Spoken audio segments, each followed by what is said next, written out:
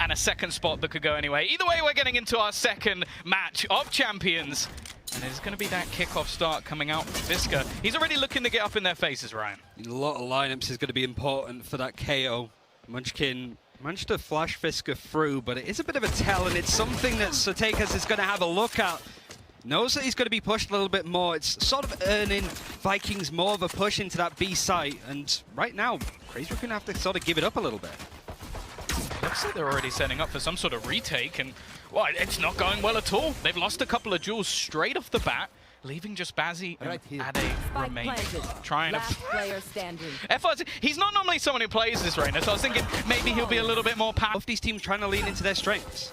Yeah, for sure. I think this is what we expect now from Brazilian Valorant, is those high firepower players, those individuals that can take over a round, and especially starting on the attack side of Icebox, Ryan. I feel like there's almost an opportunity here for Vikings just to flex their muscles a little bit. Yeah, you'd hope so, at the very least. Like, they have that firepower. I think they have a really strong sort of back support line of Satekas and Sadak.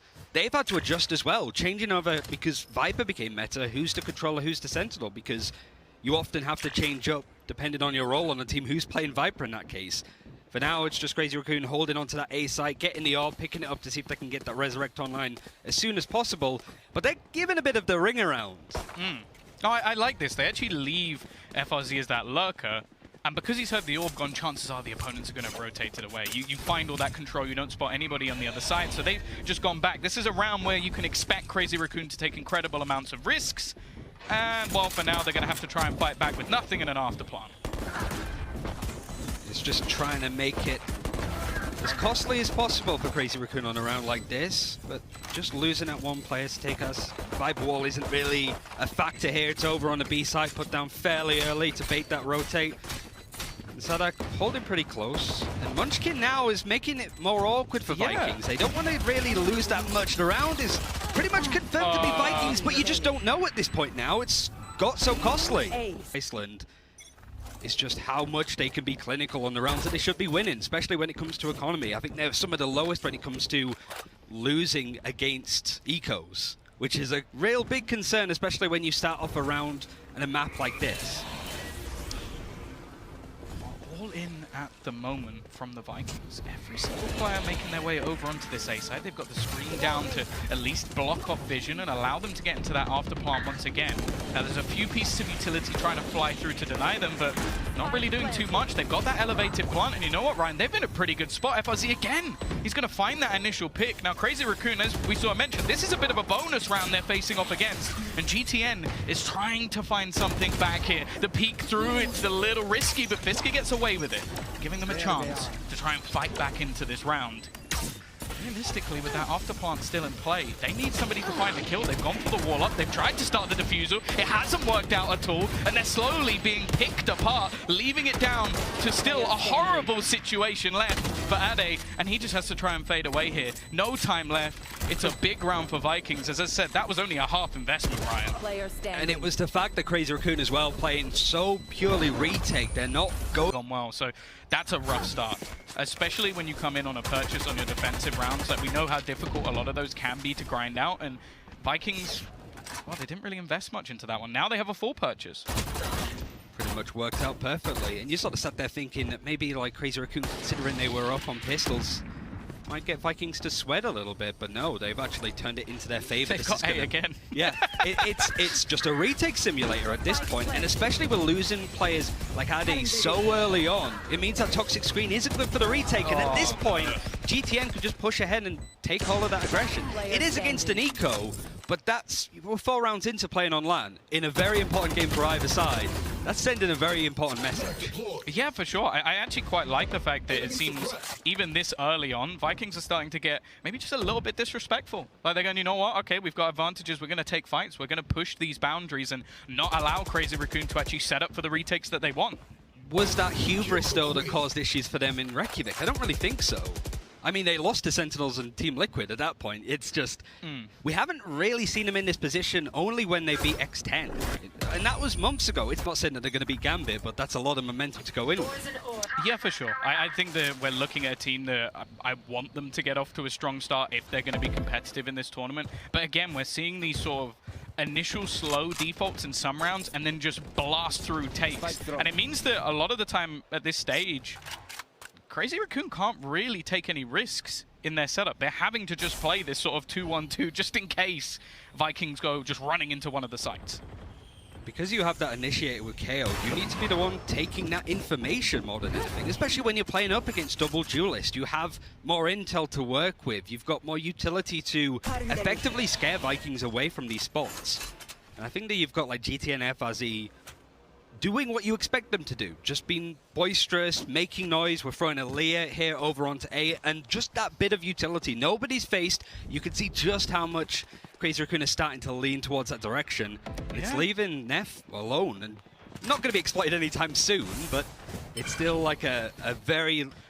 I think that knife connected. That knife connected onto a couple of players. Look at the rotation from Crazy Raccoon. They've already brought back 3, even 4 members onto B. That one piece of utility has found so much for them, but it doesn't seem to matter. Still, both double entries come through, but the wall is broken. They're actually going to be able to get the res off, sort of. Did he actually get him up? No, he didn't. So he's died, and his teammate's probably going to die as well. The time may be ticking, but the afterplan likely to come through, and GTN just hitting absolutely everything. It's left onto Ade once again, Ryan. 1 versus 3, and he's not going to... I don't know. It seemed very risky for maybe something that wasn't completely necessary. Now a play really needed to be made. I like the double push-up with the Blade Storm and the KO, but at this point, Vikings have really wanted to push on through. They sort of know that they're going to be up against the lesser buy at this point. So the Blade Storm is going to be known, and no, really. Visco just wanted to try and push up. Blade Storm being used up. GTN he's happy to see if he can get any more, because the 7 KD isn't necessarily that bad at the start of this game. We've also got an Empress popped in this round. I feel like he's just popped that just for the sake of it, because they have every single ultimate online. It's one of those ones where, except maybe in clutch situations, it's not going to be something that FRZ is too bothered about using, and trying to make sure this round is as clear as possible. It's always going to be helpful. And while Visca's managed to find one, they also popped at Hunter's Fury. They are using a lot for a round that ultimately should be an easier one, and Neff has now snuck his way through as well. This has come back to one of the closest situations. He'll need to hit some more shots, and he's doing it with the pistol. It's left into a 1v1 scenario. The Sovas facing off each other, the other looking to try and clear out the doppelganger. Sassy's going to make his move to the site. He's actually already tagged down. So a shot from this Marshall could be enough to win the round for Bazzi, but he has to try and find him almost instantly. The timing, he whips twice, but finally gets it through. Oh, just had a mini heart attack, Ryan. That should have been easier than that. Thrifty. And I think the big thing about that is that even if his utility isn't on mark, his aim is. And I think Munchkin, we're so used to seeing him be very aggressive, racking up the kills. He's been pulled back a little bit. Now that the op's online on his defense, though, could be a bit of an issue for Vikings, considering they only have layers as flashes to clear. Oh, he's going to go back for a little bit more, and in fact, gets Sudicast, but was it the worthwhile trade? Ended up in a 4v4 scenario. Removing the res could be costly, especially if they manage to actually convert this round, but in reality, again, it's going to be a slowdown from Vikings, and the defensive side got themselves that Viper's Pit. So they feel like they've got the A site locked. In fact, there's going to be a mid challenge now coming through for Vikings. It's something that now Crazy Raccoon have to keep an eye on, because you have that Viper's Pit over still on A. It's whether there's utility available. There isn't an Aldrun available for Sassy anymore. The Recon Dart is available, but it's tricky to really unearth a Viper that's in this position. And now he's waiting for the Recon Dice, hence why he's looking at the ground. He's expecting it to sort of fall into the lap, which could be a bit of an issue. I'm sure Jonas has various versions of how to clear this, that Sassy might actually catch he'll them see out their with. feet, right? Because he's put it high enough. I think he should have done, unless he hasn't put it on the top right boxes. But that would, they've gone over him. I feel like he should have been able to see. Yeah, he was looking down, so I feel like he should have been able to see them. Instead, they've bypassed his Viper's Pit, and he's slowly being surrounded. This has gone completely wrong from Ade. I feel like he put it in the right spot. He's now almost stuck in no man's land, and they're starting to try and hump him. Somehow, though, he is still surviving, and they're just unable to clear. This has turned into just one man standing, and Sassy, he gives it a nice attempt, but it's not going to work out, and Crazy Raccoon win the round. I feel like Vikings almost should have had that in the bag when they got past him, but just weren't able to clear him out. It was good for Maddie to not panic in that situation. Yeah. I see a lot of Vipers use that time to take a peek to see what they can find, but they just hold that ground. At least allows more of a retake, and that's Pit, because they relied on him quite a lot. Now there's a deep screen for them to actually take control over on that A side. Some pressure looking to be put through. It will set up Fisker as well to try and have an angle. And again, we're going to see this deep wall placed. They've done this in back-to-back rounds to try and garner a little bit more control, but also the ultimate orb. 0 point connects. I only think it connects onto one, yeah. Just GTN spotted in that position where you see so many Jets playing from. It's the Durka special. So the fact that there's more players stacked up there that haven't had their position revealed is pretty nice. It might force a bit more utility out of Bazzi, but he's already used the Aldrin and the Recon Dart. Fisker just holding on, posted up with the operator. FRZ isn't really able to get that much done here. Yeah, this has become a problem. That's multiple rounds where I feel like Fisker has been able to find that initial pick, and since then, Vikings haven't looked quite as strong. Death as well, just remaining in this angle. The fragment will deny them that extra space. They've got to clear him out, but they do.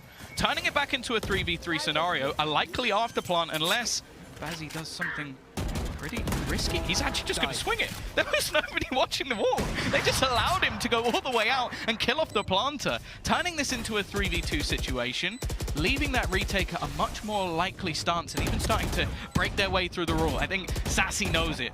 They need to get a little bit more aggressive here. They need to pick off one of these players, and instead, it's left all onto GTN. A 1 versus 3 scenario, but he swings a little bit too wide. Tagged down to just 65. He's got to try and go up above. He needs to win one of these duels, and he brings it damn close. But it will be Crazy Raccoon with 3 back-to-back. I think some of these rounds should be a little more straightforward, to say the best. It was even surprising that Vikings made it that close in the end, because they really shouldn't have. Ults on either side. That's not gone great for Fisker. This is incredibly aggressive in their push-up. Both teams with a weaker buy, but it has somewhat worked out. They've come out with a positive trade. GTN, though, has used this time to garner a lot of space. He's even going to hear them tapping. Oh, a chance for both, and he will get them as well, leaving Ade alone with an operator in a 1v2. Caught in Aldrin as well. It's just not expecting that. A couple of those instances now that we've seen mid just being exploited. The Sage Wall also being used. Ade now, well, they have a rough idea where he can come from. But it's either side. They're playing very far off of this. I mean, if they've got any post-plant utility at all. Just bait. Yeah, it must be. It doesn't really, like, if depending on what side Ade comes from, it doesn't stop him from doing either of the two options, really. That's just the only bit of util that's available there, just a slow orb to stop him, to spray. They're not very confident that he's not on it. Got their lineup. All the knives have been spammed. He's just sticking this to... With the null command, might just want to try and force and face up. Especially on a lower buy, if they can just bring some of that utility out. It's more just finding if there's any semblance of what Vikings want to do, because there's not really been that many fast hits. You can't really do that towards B, but Fisker's attention has been brought in. The issue is that that place has been used a couple of times from Crazy Raccoon, and I can't imagine Vikings don't clear it. The other thing as well is, I do think the Vikings have realized that if they put pressure on B in the early round, the A site becomes quite vulnerable quite quickly. Like, there are some heavy rotations coming through from Crazy Raccoon, and again, it leaves a lot of the pressure onto Ade. Now, in a round like this, I really don't mind them taking these sort of risks, like making those rotations back and trying to stack up one of the sites, because realistically, you're not going to win this round or even do damage in this round in any other way. But it does mean, for the umpteenth time this game, we've got an after plant on the A side for Vikings. Interesting what they use now, especially now that Munchkin's able to get one kill. If he can get another, he can. Stardax just watching, the peak gets wider and wider. And this is, again, Vikings having that big advantage. They have the economy, they have an open A site, which is where they've been most successful. They're still losing 2 players to lower guns, and even more now, the Bazzi's managed to get the Vandal in hand. I don't know that if there's anything that Sutekas can even do here. He's being blocked off, so he can't actually swing, and he's hoping to try and find something off the wall. But as a pick, you see a lot of teams move away, but you can play it if you want to. Now, I'm curious on what the talk is being. Look at the defenders. Yeah. They're in the spawn. They might have even seen the spike. There is 4 players pushing up on A. They have got spike control, and the Vikings have no idea. They have no clue. They are just currently holding on to this. Sassy's like, yeah, I've got one. I've used my Hunter's Fury. I've got that. He's just... He's just walked away with the spike! What? And they sat there going, we still have spike. Oh, it's gone. It's gone. Never mind. Everybody push up. There is no way that's just happened. I actually am in disbelief of what we just witnessed. They had 4 players watching the spike, and then Sassy just walked in around me, and that one just walked away. Oh my goodness, what is going on? It's not. You hear the idiom a lot in casting, like 2 ships passing in the night. That was like 6 ships. all getting past each other with a Viper's Pit used. That huge advantage the Crazy Raccoons started the round with. They lost a player early on. Vikings will have no idea how they were able to win this round and how they could have lost it, but now it's getting scrumbly yet again from Fisker. Yeah, this shouldn't have been close, but it's starting to. He's been tagged with a drone. That will actually remove the Viper's Pit. You wanted that null. Commanders come through, turning things into this 2v2 scenario, but the spike is ticking. They need to get a move on if they're going to stand a chance in this round, and you can already see the positioning is solid, but already one gets cleared off. They're just sticking this all the way through. He needs to deny it. Especially on day one. Like, you want to... I can't believe that. The earlier you get those kind of nervous plays out the window, the better. And I wish I could be a fly on the wall for both the VOD reviews for either team on this map. Entertainment. There we go. That was pure entertainment. And as said, Vikings will have no idea that has just happened. Sassy, none the wiser that he managed to just steal that spike away. This round, though, back in. A fairly important one for Vikings. As you mentioned, they were 5-0 up. This is now looking like a very solid half for Crazy Raccoon. And ultimates have to be used on 12. Resurrect for either side. And Neff now could bait it out a little bit. Stekas dying such a deep spot. Really, the Resurrect is not going to be used on him on the side of Vikings, this side at least. Fisker actually peeking out. Sadak catches onto him. And now this is a dangerous spot for Munchkin, and he's looking around, still manages to connect when he needs to. The mechanical skill is still there. Fragment's going to try and delay despite being planted, but he goes off the site, and it's just really crushing Vikings into a spot. They're holding on. Neff picking up the operator, now using it himself from Fisker's corpse. Silence. Sassy holding closer. It's starting to look workable. The problem is the spike still isn't on the ground. They need to put this into place. The pop flash, he blinded himself, Munchkin, but it doesn't matter. There's 15 seconds. It's all down to the attackers to try and make a move here. They've managed to clear out Munchkin already, looking to try and swing in onto Buzzy, but I don't think there's going to be any chance for them here. Spike dropped onto the ground, and Sassy, it's an impossible task, or at least it seems, and Ade plays it to perfection. The desk is calling you. You're just like, I can just sit. I don't have to talk about this. But we're straight in. Going into the pistol round already. Orb taken by Sadak. Now, we expect this map to favor a little bit that attack side, right, Ryan? So the comeback from Crazy Raccoon, pretty big deal. And this is a map that, if you cast your minds back to Berlin, we did see Gambit struggling a little bit on this map. It's not like Crazy Raccoon won it, but it did go to overtime in that case. So that's a pretty good testament in itself. And Munchkin, you want to see him come online as well, whether it's the utility, the firepower, finds an opening, traded out from Sassy, and we might be looking at a retake on A yet again. It is looking like it. Now the spike yet to be planted, just waiting maybe for a little bit of extra aggression, trying to make sure there's no space lost as they get themselves into those after-plant positions, although not really much utility to use in the after-plants. It's just going to come down to the firefights, but luckily for Crazy Raccoon, they're winning all of them. It is GTN and Sassy, probably the 2 players you'd want in this sort of clutch scenario, but I feel like they need a miracle, Ryan. Sassy now trying to lead the line. GTN with the Sheriff couldn't find the kills, and then suddenly maybe Sassy's found a bit. On this defensive side from Vikings is getting the orb to get res online. Usually you see a lot of Vipers try and get the orbs over on A to get that Viper's Pit online as soon as possible. The fact that we really need reses doesn't scream much confidence. Like, we want to make sure that we have that backup. Yeah, like that's normally the goal. You want that Blade Storm as early as possible, so if you get yourself the bonus round, it's a little bit more likely that you can take it home. Again, though, just a slow-paced execution straight in for the side of Crazy Raccoon, and it is going to have to be a retake. Now, the likelihood of winning this one, slim to none. This guy's just going to hold that line more than anything. Flash is nice. Nobody from Vikings is really wanting to face that aggressively, and suddenly Fisker's outnumbered, forced to use the dash, going through this Viper's toxic screen. He suppressed all of them. All of them. Every single one. All the players can't use utility. Obviously, at eco rounds, there's not going to be a massive amount anyway, so I don't think it's going to be a game changer. But I like this. They're being fairly proactive though, facing into some of these pistols, and sure, they are slowly cleaning themselves up the frags, but they have to be a little bit careful. Feel comfortable to take any space from the back of Snowman to the back of the B site. Everything was a bit scared just because they didn't have guns, they didn't have utility for a section of it as well. Now they have that advantage. Bigger guns, better stuff. They're trying to face a little bit more on A. 0 Point's not really going to find all that much. The recon doubt the Eldra and actually just show him where FRZ is. He's not bothered actually. He's stepping aggressively, and the shot that I think narrowly misses it. Still, they're going to get the opener. They need to clear this angle because the wall has not really covered them off at all. He has been spotted. That last bullet just takes it clean off. Neth is gone. Spike is on the ground. For the attackers here, this becomes a very awkward scenario.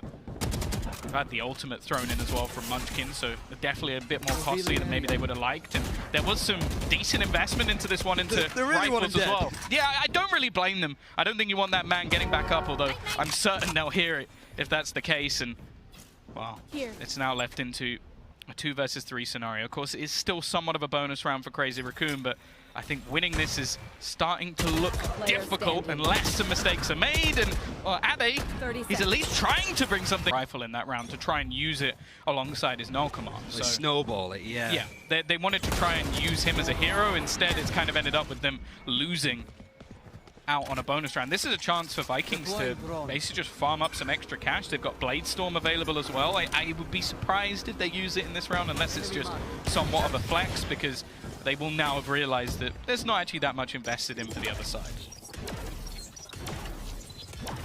It's a nice angle. It's these moments that need to really work out, and it does for Sadak, just playing from aggressive spots. And in the fights, they're probably a little bit surprised as well. Wait, why are they using Sheriffs? We'll take it though, and then... Well, you want to have those ultimates to just tip the round into your favor and potentially send Crazy Raccoon back to an eco round. FRZ wanted to play aggressively, gets caught by the 0 Point. Forced to back out, and it's a nice exploitation of space, but Vikings are so aware of it. It's a nice flash in to bring Fisker into the fold, and there might be another one to bring on through. More good Sova utility! And the wall bang is great to just take Fisker out. The Resurrect forced to be used, and right now it's fish in a barrel and great from this Fury. They even had a slow as well just to make it. I think that was actually, that might have been the attacker slow to try and hold them back a little bit. So I think that's gone pretty badly wrong, and Sassy has caused them some real pain in this round, not only getting the opener through the back of the wall, but this now becomes quite awkward. A minute gone on the clock. For the attackers, they're now trying to make their way into the B side. The screen will probably give things away, but there are a couple of players here ready and waiting. FSZ has the right idea though. Munchkin's low, just a body shot would take him down, and he's played from the position that was being sprayed. FRZ maybe feeling a bit guilty. All of that play that we just saw was off the back of him being caught from that 0 Point. Now he just wants to sort of push up Sadak as well, wanting to strong arm these higher points, get some form of intel, and that close hold actually coming in from Fisker is going to eventually get punished from FRZ once he gets a glimpse. Yeah, they're running out of time. 15 seconds. Spike not planted. They need to make their way to the site. I think this comes into a save. If not, it's going to be so much they need to try and achieve. But Munchkin coming in on the flank could be the difference maker. The spam through, the spinning to try and get the plant down has failed miserably. And while that clock was just far. Big fans of Sassy for not only his play of Sober. Yeah, that's what I've been told that many times by chat. I'm sure right now there are probably thousands of he is ball spams currently going through the chat. He's also having one hell of a game. At the same time, the rifle actually peeks through the screen. It gives an easy kill for Ade to start things off, and off the back of it, they're actually going to start rotating back. Now, they do have to be a little bit careful, because the man they're up against is GTN, and well, talking about players having a solid game, he is definitely one of them. Dash out, easy clear, going to try and wait for some support to come back through, and well, it's the knives of Fisker that look to try and clear him out, but instead, it looks like they're just going to play for this retake at this point. Is the spike actually going to try and be contested at this point? No, but there's a little bit of space behind. GTN is constantly trying to push. That's a lot of space that he could take as well towards yellow, and Fisker now gets the kill down to 20 HP. He's the one holding here. The utility and the rest of the team is starting to follow through in the end. Vikings have done well to just keep Crazy Raccoon at bay here. Rotation's still not through yet from FRZ, but it might not matter. Sassy, he's almost just doing this all on his own. A one-man retake to try and close things out. Bazzi lands the shot, but Sassy is there. He's having a worldie of a game. 3 kills in this round to give them their 10th. We talk about this man on the Sova. It was high. Pushed all the way at B main, and Addy was still reloading, not expecting it. That's a concern, because these are two very high-lining, aggressive duelists. They're going to try and face you. And the fact that Sadak has been doing the same thing, and is going to try to now. Sage Wall going to be chipped away at the very least. GTN's up. That is a nice shot. Clean. FRZ wants to try and bring this back. Someone swings into the angle. I wouldn't be surprised if he gets one for free and then just backs away. Still has the dismiss. Empress available if he so desires it. This is a pretty heavy rotation coming through at the moment. Now they've used the orb to actually get the res online. So that's why we're seeing Sadak rotate all the way around, because their plan at least is to try and bring back GTN. I mean, it's more just a toxic screen being placed down very early on A. Crazy Raccoon finding a lot of space towards B at the very least. Munchkin's just gone walkabouts. If you can find it up in sight, it's been loosely watched. You can sort of hear the firing coming in. I think Sadak has spotted him, and at this position, FRZ is ready to catch the rotations. That dismiss coming in. The playoff from Sadak is nice, and because the buy is so much better from Vikings, it's just training bots at this point. But actually, never mind. Munchkin took offense to it. What was that shot? Completely blind. Well, like mechanically, he's sound. We usually see him on duelists are there to support off. The Viper's Pit is going to be used, and GTN just watching off of it. Interesting that they've stacked both those kind of players in the same spot, actually, but it's still working out. FRZ's pushing up on A. He's not really going to find much information, which is still workable. I don't know how he's going to deal now that he has the whole squad head in his direction. He has that dismiss, but that's a lot of ground to cover. Bazzi's just ahead of everybody else. There's no trade. Nobody's even ready to sort of peek and follow through. Yeah. The fact that Crazy Raccoon are not expecting these kind of plays is a problem, because that is just, if you're up against Arena, expect that. Especially when you've just looked at the rest of the round. Like, they've got Viper's Pit on one spot, they've got a wall blocking the other spot. There's only one other place that players can realistically be, and it's aggressive on A. Now, there's no point again will come through. Will reduce the ability for their opponent's abilities, and they're actually going to use the Viper's Pit. There's already a lot invested into this round. I don't know how much of a counter there's going to be here from Vikings. Might just be a case of wait. The tippy toes are going to be seen on that one. GTN, that's a nice kill onto Munchkin from distance. There's no supporting utility there, but there wasn't much left from Munchkin at the end of the day either. Sassy now trying to push on through. Neff is holding that line. Just in this meander of different smokes, he's looking to ace it. This is a big round from Neth. He's managed to find the timing twice to pull off multiple double kills, and it's left all onto Sidikas, and he's just looking for exits. He's trying to kill them all off as they try and exit the site, and the fact is Fisker is dead here. Yep, There should be no way that he manages to escape. Fan just a little bit more.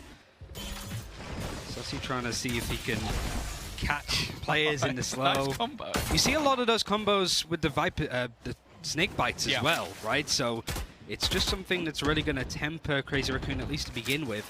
Yet again, FRZ pushed up on A. Has the toxic screen at least to help him out if he needs to disengage. He's not pushing past it, because you have 3 players over from Vikings. They're happy to hold on to this site, and it's not been that bad on the defense. You have so much information. Why wouldn't they gamble players at this point? They've already managed to find out that there's nobody pushing on A. Now Munchkin able to take that shot. Okay, GTN. That was dirty. That was a nice shot. The res is come through on the other side. Sassy, no way he manages to get away with that. And the best thing is, he's also got his ultimate. The spam coming through isn't going to find anything, but he instead will be able to pop that Hunter's Fury and clear out Neth, bringing this round back from the fray. Turning it into a 5 versus 3 now. This duel could be everything. Now the patience of FRZ actually means he's going to get the kill for free. He picks off Munchkin, and although there's afterplant utility coming through, it doesn't look like it's worked at all, unless that was some counter utility that had been thrown out. It hasn't denied them, and Ade realizes there's nothing he can do at this point. He's just hoping the snake bites can do something for him. For Crazy Raccoon, considering this is their map choice, there have been clear problems already. I even think just this kind of toxic screen is a lot more aggressive. It's not a, we're just going to put it horizontally on the defense and play retake. This is, we're going to try and contest for space a little bit more.